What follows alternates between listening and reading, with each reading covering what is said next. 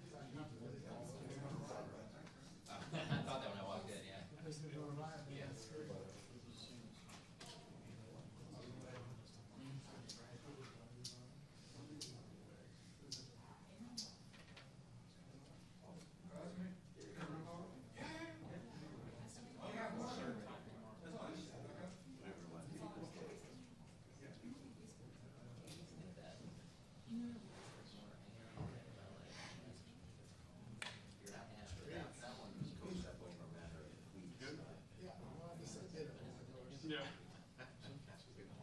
I don't know if I was harsh enough, to be honest.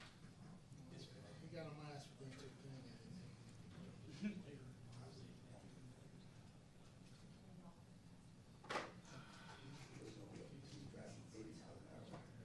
Yeah, you almost ran me off the road.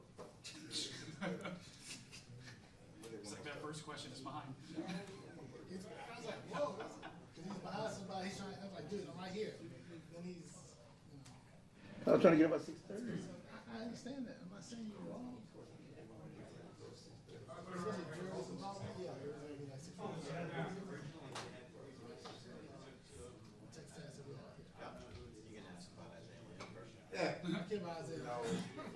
Illinois. Joe, what's the thought process for He don't like to have a Micah Parson. Floyd didn't cook. I'll let y'all handle Micah. So I worry about body language. You gotta warm him up a little bit, you know? About bad body language. No, we give him number 7's got the. Yeah. Seven has an exit day. Expressive day on it.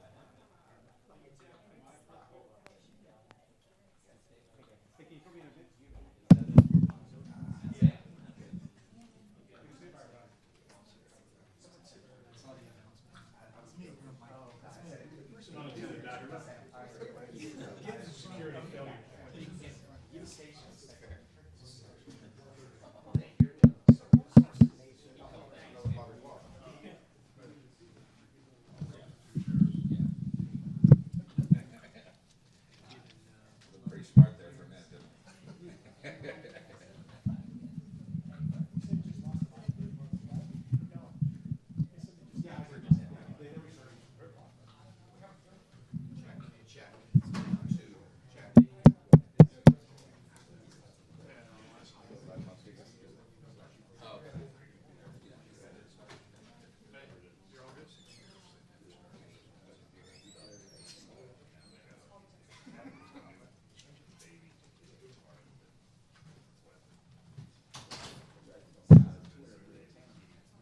What?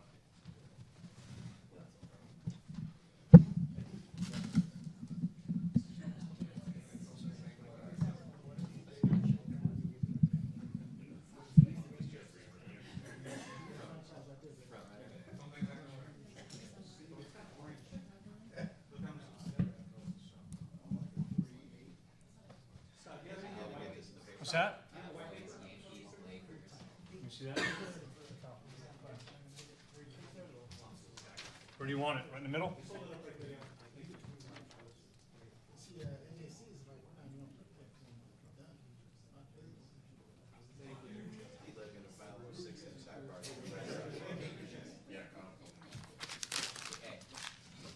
Tweeting about Ralph this morning. Making sure they told you about Ralph this morning. 6 o'clock in the morning. You know, You know that they go through a lot of.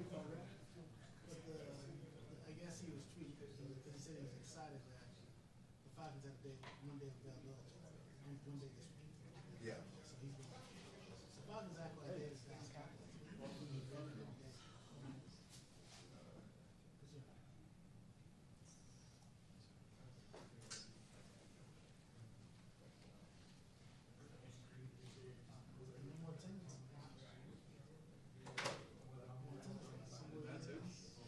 you?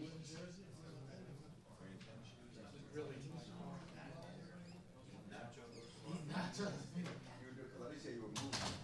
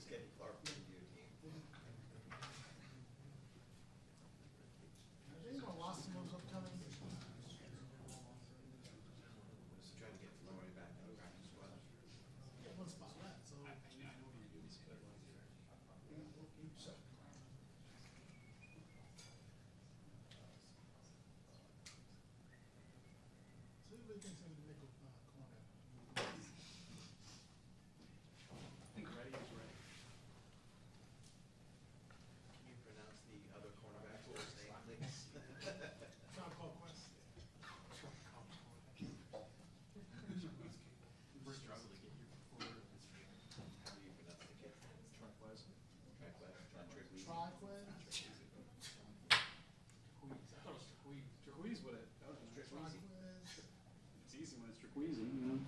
I'm not allowing that. I got one chuckle. No, I got one chuckle.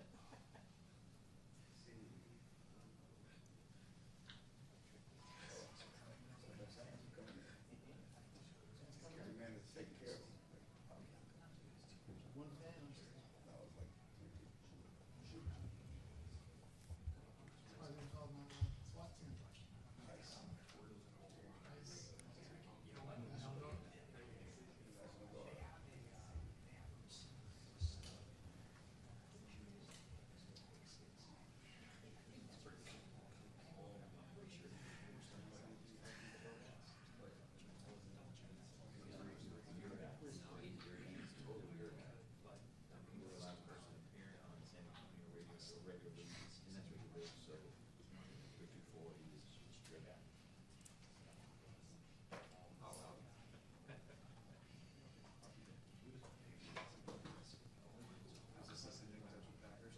sitting, whatever, David.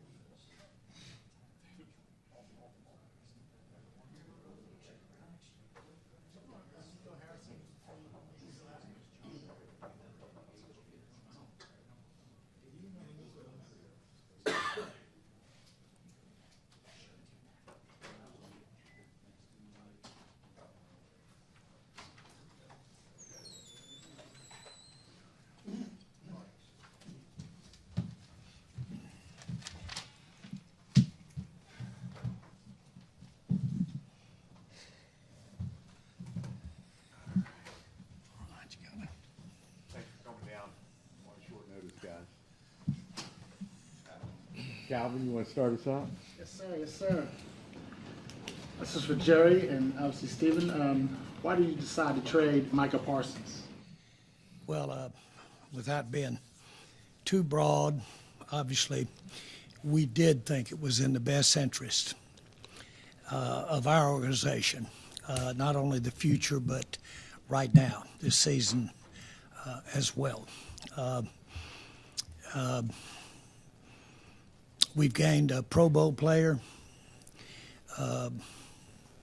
We've gained a Pro Bowl player in an area that we had big concerns in on the inside of our defense. Let me go beyond your question. First of all, I want to tell you that I really like Micah. I appreciate the 4 years that we've had him here, and he's a great player. And so we are very appreciative of the fact that he's a great player. There's no question that I could have signed him in April. And so we all know that to have agreements, all parties have to agree. But this was by design. I did make Micah an offer. It wasn't acceptable, and I honor the fact that it wasn't done in the way that he wanted to do it through an agent. So he was made an offer. There's not an ounce of vindictiveness. There's no bad feelings on my part about the fact that we didn't come together on an agreement. The facts are, and we'll cover it, I'm sure, with many of your questions, but the facts are specifically we need to stop the run. And we haven't been able to stop the run at key times for several years.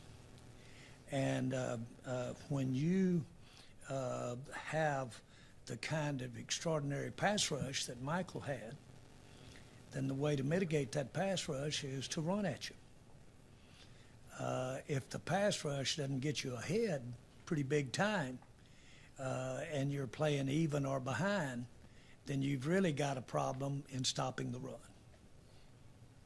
And so we have felt as we embark on changing things.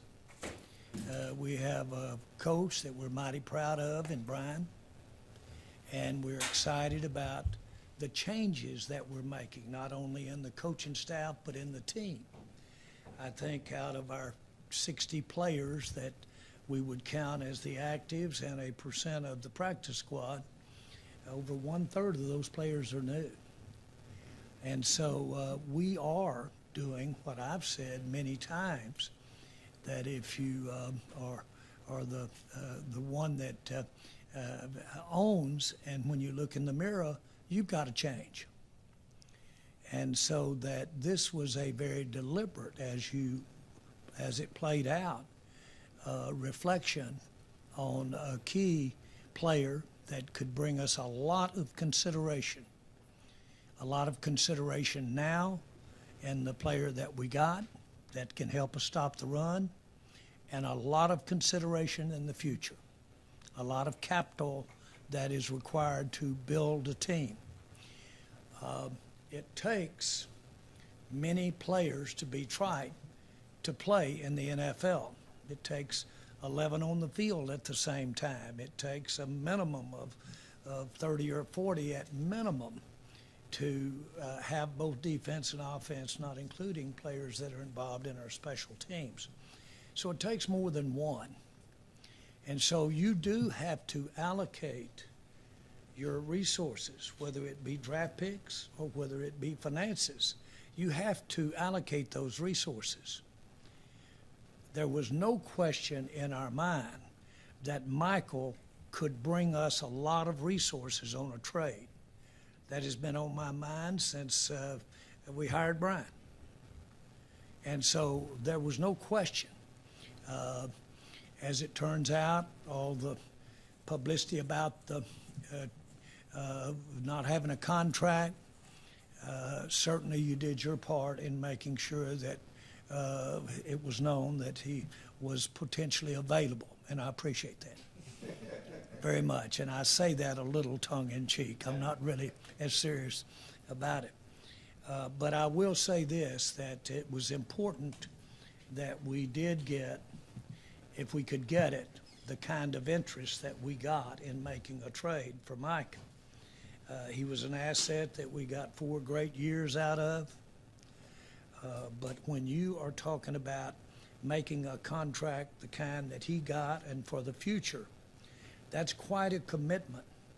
And none of that counts about what he did those first 4 years. It all goes against what he can do for you in the future, the length of that contract and maybe more. Well, then you've got to really weigh how many players. And I'm just going to give you this. Not only do we immediately get a player, but those draft picks could get us, I'm talking top Pro Bowl type players, could. Not necessarily, you're going to be quick to say, you won't necessarily get those players. You got to draft them or acquire them. But they could get us as few as 3 or as many as 5 outstanding players.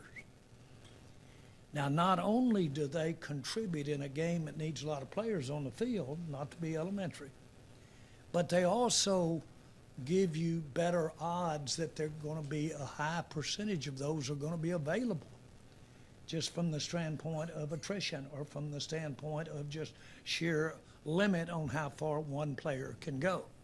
Very few players are Dion playing 100 plays a game out there at the time. So this trade was not just thought about today. This trade has been going on in our minds and our strategies and being talked about. It's been going on all spring.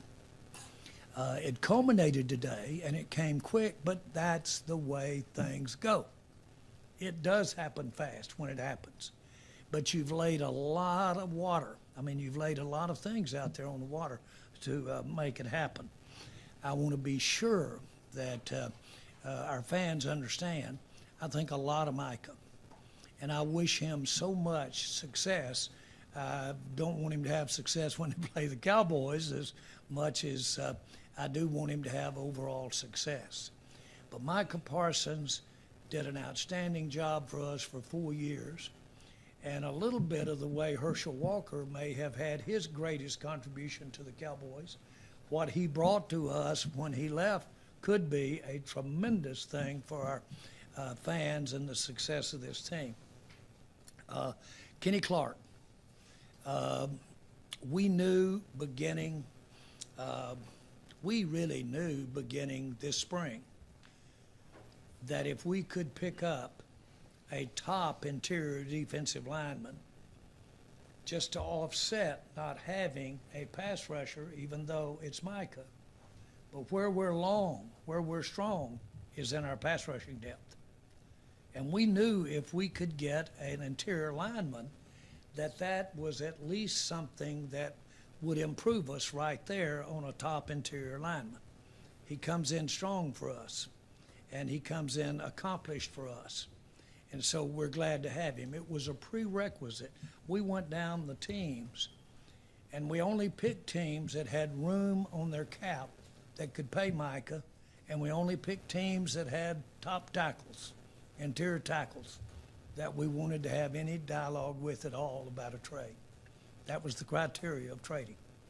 Top existing tackle that could come in here and play for us right now, this year, and offset the fact, to whatever degree, more or less, that we don't have that excellence that Micah Parsons has there, but we do have the depth to come in here and do that. And then if we could get the picks that we ultimately getting, and we did have several teams that we might have had an opportunity to do something with. We did have that. And so this was no instantaneous happening this afternoon over about a 5-minute period. The other thing that I would like to say is I firmly made a commitment to Micah this spring, and paid him, and to pay him. At that time, I was battling and knew that the other alternative probably was. I had no idea of what we might be able to get. But I knew that it was very likely to be several players that we could use those resources for all the way, draft picks as well as cap space. And so that was on our mind. The minute that we saw that we were quite possibly were going to have an issue about whether or not we could do a contract or not, that gave us time, that gave us imagineering. That coupled with bringing in a new coach and bringing in a new staff, we felt it fit for us to have more players, more excellent players, if we do a good job of acquiring those players, plus have a team this year that would give us a better chance, dare I say that? But absolutely, it's not a zero that we're dealing with as far as how much better that we were trying to be, even not having Micah.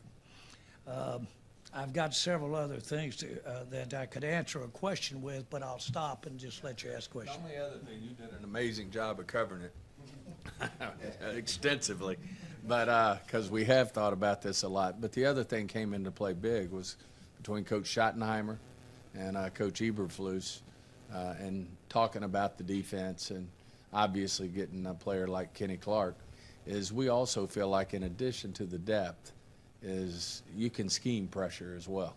And I think Coach Eberflus has been really good at that in terms of using scheme to get pressure on the quarterback. But what's tough to scheme is to stop the run.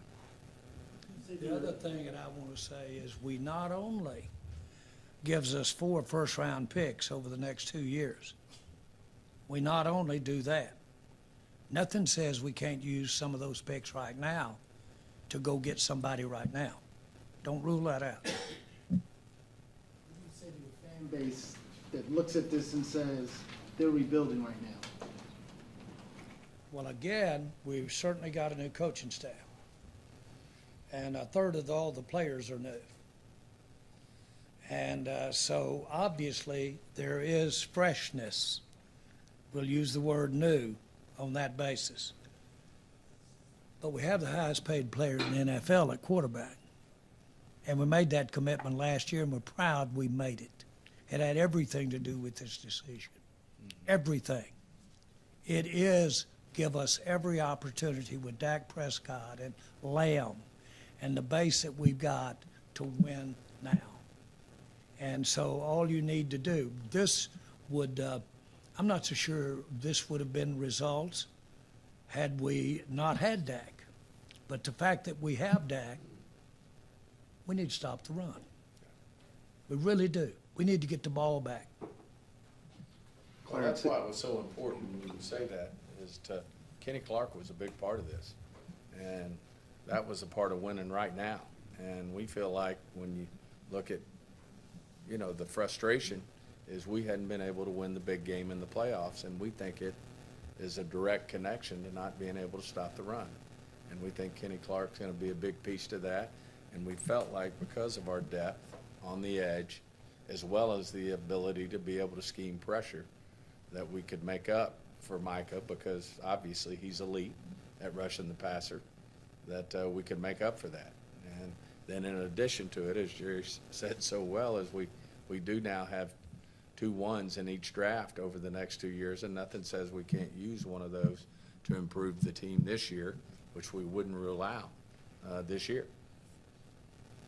Clarence Hill, DLLS Cowboys. Can you, from a timeline standpoint, when did you start negotiating with Green Bay, and when did you give them permission to talk to Mugaleta about a contract? Yeah, we're not, I'm not going to get into time frames at all, but we didn't have a deal until this afternoon.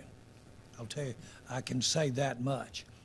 The rest of it, it'd be hard to not characterize the dialogue to pick this call, this time, this time. We talked to Green Bay more than once, more than twice, several times, and that's been, frankly, over the last several days. But it came to a head as far as acting on it. Remember, there were 3 people that had to, or 3 people, there were 3 entities. First of all, Micah had to have a contract with them that was satisfactory. They had to agree to the contract, and then we had to agree to the trade. And so it'd be real inaccurate to just, on our part, say what our time frame was without knowing theirs. But I will say that certainly it was probably still up in the air this morning when they went to practice. Kenny practiced out there with them today, and so you might say that it was technically up in the air this morning. Make no mistake about it, what wasn't up in the air was our consideration as a complete organization, that if we could get this done with our terms, we would make the trade. And that was a complete unanimity in the decision-making. When did you give them permission to negotiate, though? I'm not, I don't know that I want to. According to them, they came to you and asked about doing a deal or trying to get something done, and you said play on the 5th year? Excuse me? Did you tell them to play on the 5th year, or if you want to stay here? Who is they and we? Parsons and Mugaleta. Did you tell them to play on the 5th year? That they wanted to play on the 5th year? No, I'm sorry. I'm sorry. They came to you as recently as this week or recently and tried to jumpstart negotiations. Yeah, you we said had play some, on the 5th year. We had some dialogue. I'm not going to get into specifics because I don't think that characterizes it. But it was not in any way out of the order or anything like that. But basically, I think I've read where they said that I replied, we're playing under the contract as it exists right now, get ready to play Philadelphia.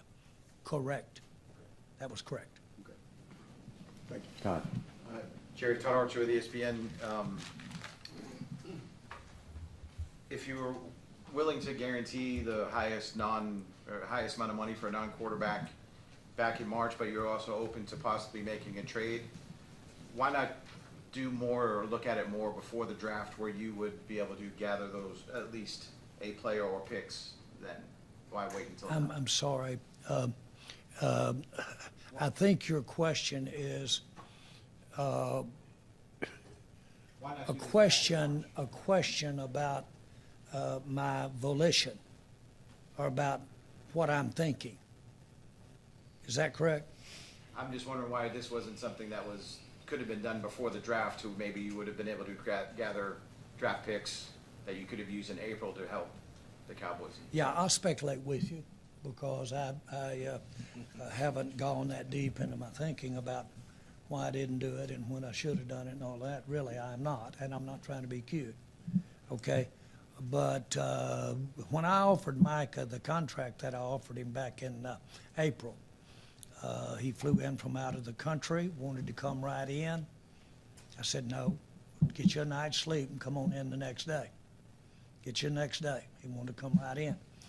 When I did that, we offered him a contract to come play for the Dallas Cowboys, and it was a good one, okay? Now, it was more guaranteed than what I've been reported that was here now. But my point is, without getting into detail, that was a very genuine negotiation. And I changed the amounts. And then we left, and then he called back and talked to Stephen. Stephen negotiated amounts. We changed those amounts that he called back from. And then, of course, the rest is history. When the time came to say, let's go, then he said, well, let's start the negotiation. And again, nothing in the world am I criticizing Micah about at all. That was every bit his right. And Micah's never been anything but so pleasant for me to be around. I want to be real clear about it, not that it implies that it's not. Things are good here. Things are good here. We have just decided that it was in the best interest of our team to take the consideration that we have. We appreciate his 4 years. But we can take that consideration and we can win in our minds more than had we gone the other route and signed him. That's not a negative on Micah. That's just unique to our circumstances. Were there any trade discussions prior to the draft regarding Micah? Trade discussions with who? With other teams regarding No, Micah? no, No. So no. could you have done something then? We had them. We had them, but we didn't have them with anybody else. The draft's in April, by the way, when we were talking to Micah personally. Right, it was at the end of the month. This was at the beginning of the I month. got you. Oh, you mean a day earlier or what? Shit, come on. I'm not frustrated with that. John McShorter with The Athletic. Jerry, this is just, making a move like this isn't something that you normally do. You don't usually move away from star players in their prime. Why is this different right now? As a matter of fact, I've been criticized for staying with players too long, the ones that have had, if you will, a relationship, a working together relationship. I had that kind of relationship with Micah. Like I said, I sat with him at a couple of, one Super Bowl for sure, and out here, and knew his family. Had a hour and a half visit with his mother during the whole first half last weekend, sitting there with me watching the game, up in the box, up in the suite, where we watched the game. And so my point is, there's none of that here. Feel that very good about it. In our judgment, this gives us a better chance to be a better team than we have been the last several years since Micah's been here. Not any negative on Micah, but we're trying to get better. We're trying to stop the run and stay in the hunt. Did it bother you at all with the way maybe he carried himself, the laying on the training table during the game, and some of those things like that? Oh, that's not, that is not, I didn't see it. I saw pictures of that, but those aren't ways that you Make decisions.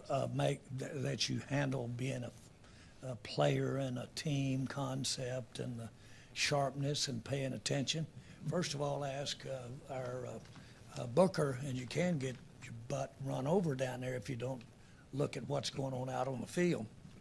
Like lost Booker because of it Sunday or Thursday. Nick Harris, Forward Star Telegram. Jerry, you had said a couple weeks ago in an interview with Stephen A. that you were never considering trading Micah Parsons. Was that a tactic at the moment, or did your tune eventually change in the last couple of weeks? Do you really think if I wanted someone to be interested in him that I would say, oh, I'm going to trade him? It's the opposite. It's the opposite, of course. And I thank you for writing it. I really do. You had said that it was a unanimous decision to make this deal today. Yes. Who was involved in that process? The entire coaching and the representatives of the entire coaching, as well as our entire front office, everyone that is involved that has an interest in going forward that we counsel with. And as I've told you many times, contrary to maybe something that's written sometimes or what, I really do get huge input and dialogue and opinions from everybody in our organization, and this was unanimous. Was the leadership council of the players part of that talk? People that were on it were certainly had commented at points informally because of the fact that we were around the training camp, and we got members that were at training camp that are on that council. Tommy Yards, DallasCowboys.com. Jerry said back in, I think it was April, that one of the things you were looking for from Micah before an extension was leadership. Did you see him take those kinds of steps for you, and was that part of the decision to ultimately trade him? I wanted an elevation because he was going to be elevated to an elite status relative to financial, the percent of the cap that he got relative to all the players. And I really believe strongly that when you have that, then you have an added responsibility to show leadership for the whole team when you're one of the 6 or 7 that are getting 2/3 of the money. Joe. Joe Hoyt, Dallas Morning News. Athletes First represents a good chunk of your Cowboys players, including Tyler Smith. David Mulligetta represents George Pickens, who's on your team. Do you wonder if maybe the interactions you had or didn't have with David Mulligetta might have some ramifications in terms of negotiations down the road? From everything I've heard from people that know him, he's not that fragile. And let me tell you something, you can't do this stuff, you can't do business like this and be around this and be fragile. I'm not. It still doesn't mean you can't get mad or you can't get in a way, but still, I would think that with his background and what have you, he's very professional and is very willing to keep his eye on the ball and not get caught up in a lot of the other emotion or things that go on. Now, make no mistake about it. Negotiations, and it's not just player. And as a matter of fact, I would like to make this comment. These are young guys, relatively speaking to this guy. These are young guys, and they haven't had times when these their skills and their being of what they're contributing is measured up by some kind of negotiation over money. Now, anybody that doesn't understand that doesn't understand human beings. We all get flair over that. I'm 82. I flare over it today. That's part of that goes with it. And to understand that is, frankly, not necessarily you're learning when you're negotiating at the level Micah or his agents are, but certainly on down the line earlier, that's a big part of evolving. That's why third-year linemen sometimes are better and show up when they didn't show up in the first year. People evolve. I look at it that way.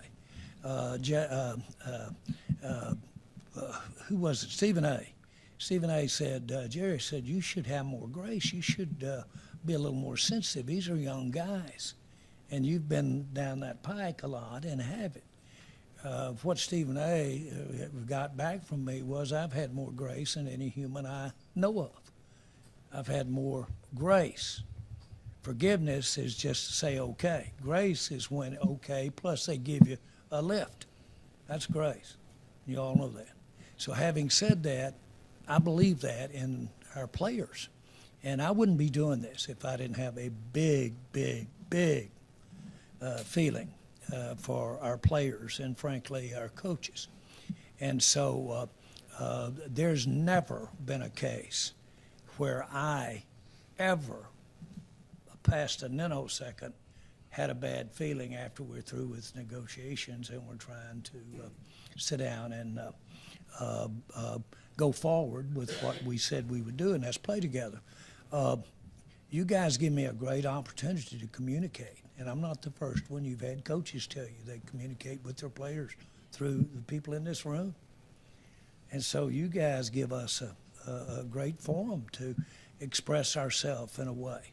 And our fans, if I thought that it was sensitive to fans, then that'd be a different story too. I don't. I think it's another little nuance of being involved in our game. Thank you guys for involving them in these nuances.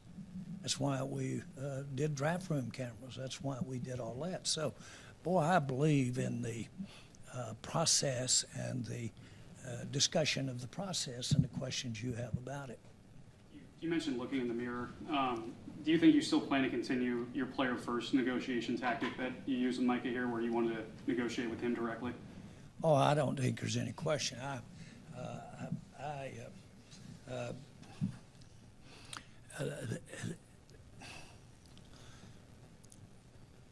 Once you are together,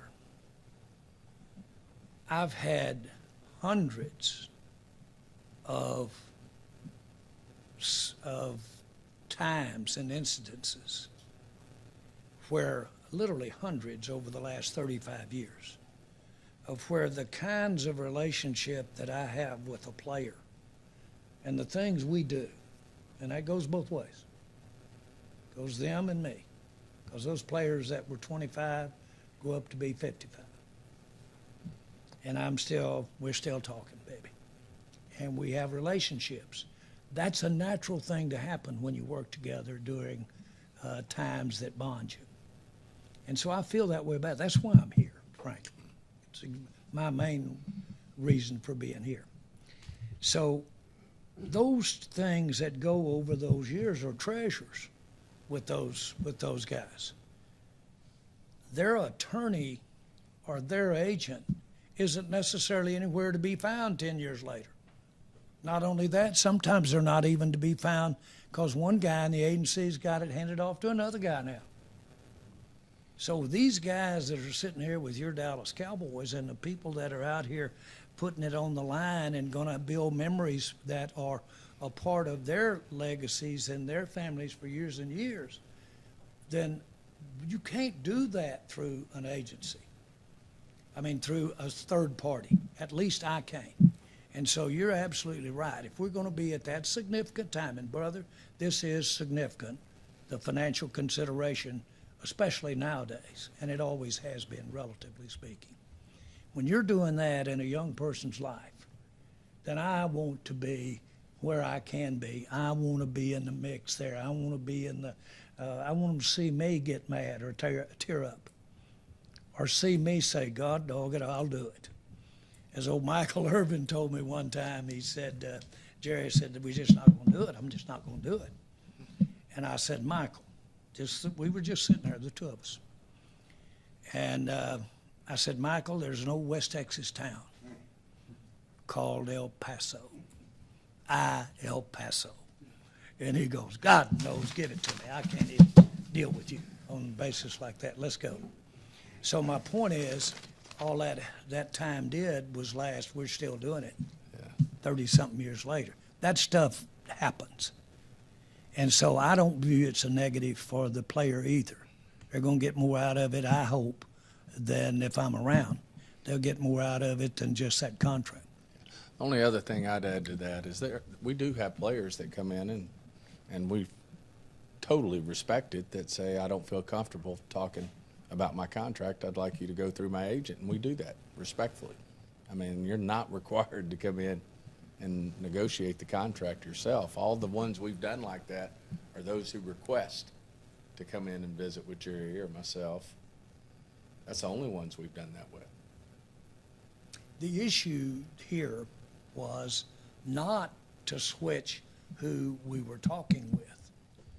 The issue here was starting over after I had really dug deep, changed, dug deep more, dug more, handed it off to Stephen. He dug more. Now are we through? We're through. And then to say, let's start negotiation.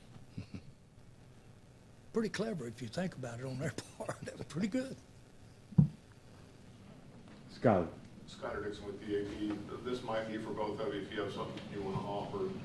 Was there any point that you felt like Micah genuinely did not want to be here anymore? And if so, when was that point?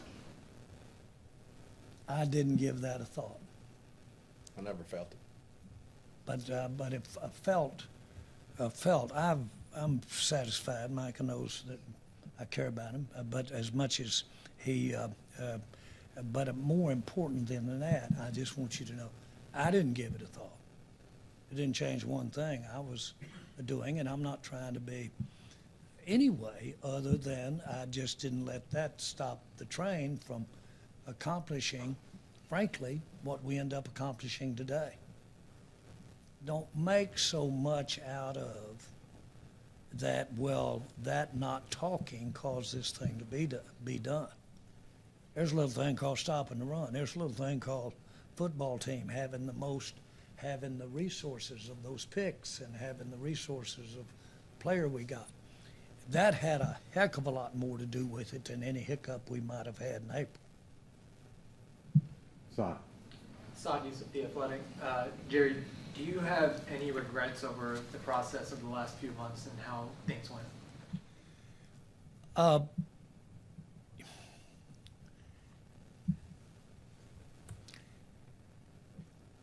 I am very excited,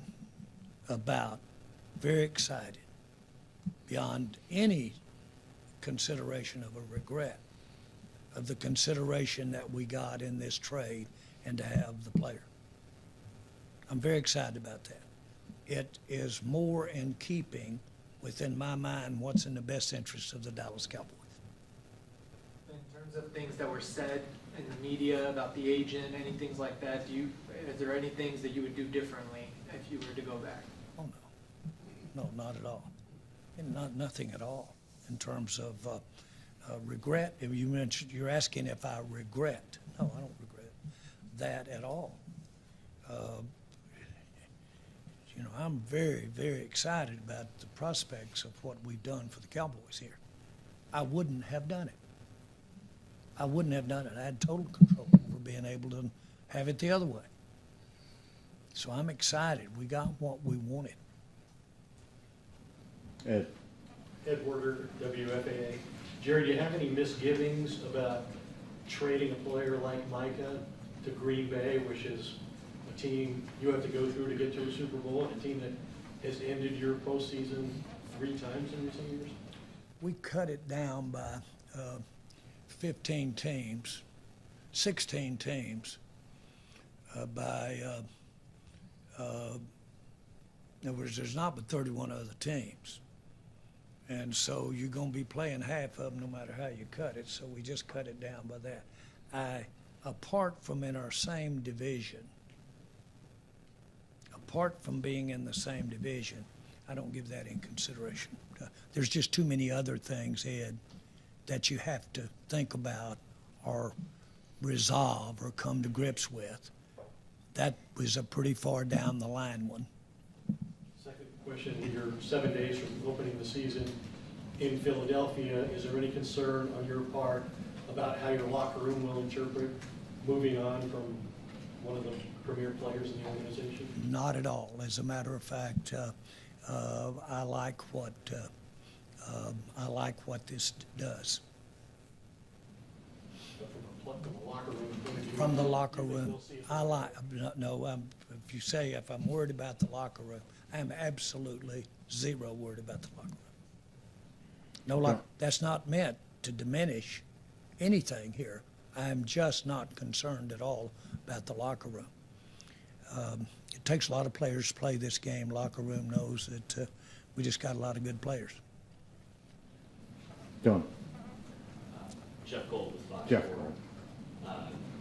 In your interview with Michael Irvin last week, at the end of it, I don't know if you were joking or serious, but you talked about having him come bring Micah in so you guys could figure this all out. Between the conversation in the spring and today, did you at any point talk one-on-one with Micah to try and figure this out? Did I talk to Michael Micah. about, I'm sorry, I didn't get the. You had the between one-on-one then- meeting in the spring with Micah. Yeah. Between then and now, was there any point that you went to him or he came to you and you tried to figure this out man to man after that meeting? No, but we were talking, baby. We were talking. That's We're on the practice field. That's the old deal. We had the practice field, but you're talking about the spring. You're aware of the talk we had on the practice field. But listen.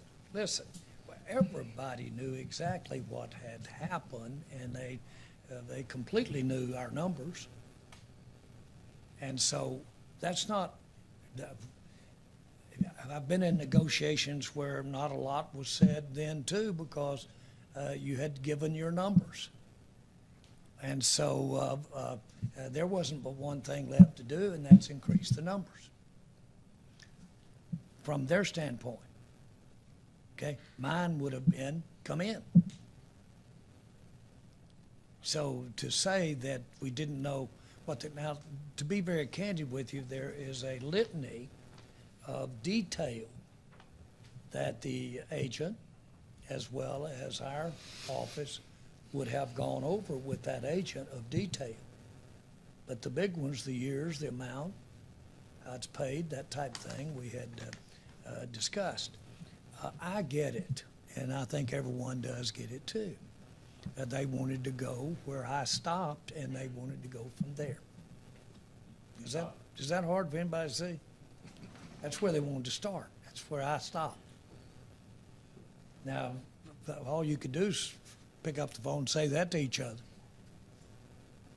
You talked many times about your relationship with Micah being unusual in some ways, that you would socialize. You know, we've talked about the Super Bowl moment. Do you feel like over these months, could you feel the deterioration with that relationship? I hadn't had a chance to watch a game with him or go to another Super Bowl. I would have to tell you after we said, let's do that. So I mean, I'm not trying to be cute at all. We have been negotiating, and we basically said, quit talking on the phone.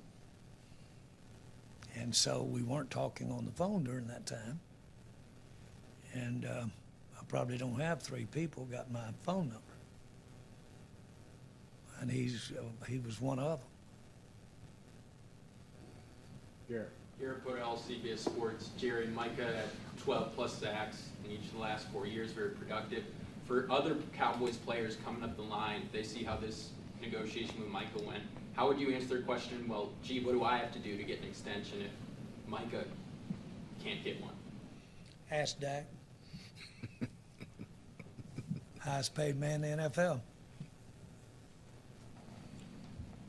There's a lot of players that they could ask that have been paid down around here. I'll pay players. So what makes this different?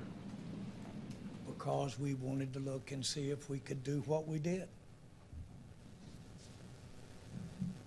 Pat. That's the benefits of the trade made it different. Ain't no mistake about it. We all know we could have signed Micah, but we decided to go with the trade. Hey, Jerry. Pat Doney with NBC5 here in Dallas. 1 month from today, Michael will be in AT&T Stadium playing in a Packers uniform. Have you allowed yourself to think about that, and what are you expecting that night to be like for you when he plays on Sunday Night Football against your team? Well, I had to play Emmitt Smith when he was a Cardinal, and that was that made it hard. But obviously, we have to play a lot of players that have. I mean, we play. When I say play them, we compete on the teams that they're on after they leave the Cowboys. It's free agency. That's what happens. Micah will be problematic. very problematic. I'd suggest that we get ahead and run the ball. Last one. City Staples, DG10 Sports, for you, Mr. Jones. What do you have to say to the fans who may be really frustrated, upset, confused by this decision? Well, I would like for them to look at a lot of what we've talked about here, and that's why I'm saying what I'm saying here, because I want them to be interested and involved in looking at it. This was a move to get us successful in the playoffs. This was a move to be better on defense, stopping the run. This was a move to, if we get behind, not be run on. And it was a deliberate move, a well thought out move to make this happen. The other thing that I would say is that we have a chance to get a minimum of 3, and it could very easily be as many as 5. Really top players. And you got to look at 3 to 5 to 1 over who's going to help you win the most. And it was strictly that, because it's not only the draft picks that you have as currency, but is the available cap room. And we can take that available cap room that we were going to use with Micah, and we can pay 3 to 5 players with that we wouldn't have been able to pay. And it's an allocation. It's not a volition. It's an allocation of money. And so we chose to have numbers of players that we could pay handsomely, that would be those caliber of players, not practice, not young practice squad players. We're talking players that can really compete. And so for our fans, I think we're better off having those numbers of players. I think we're better off from attrition. From, as you know, this game is in many cases built around planning injury and knowing that you're going to have injury. If you have injury, you've got 5 players rather than waiting on one, not waiting, but looking at one player. You've got better odds of having, if you will, availability for it. So this gives us the best chance, and we've tried it in a way, that way. And our fans, as well as my mirror, is saying, come on, let's change something up. Let's do something a little different here. Well, how about Brian Schottenheimer? How about loading up with some resources called cap room and draft picks? And how about bringing on those kinds of changes? How about philosophically doing our defense a little different? How about bringing in some better blocking on the offensive line? We have done all of that, and this is a part of it. All right, thanks, everybody. Thank you, guys.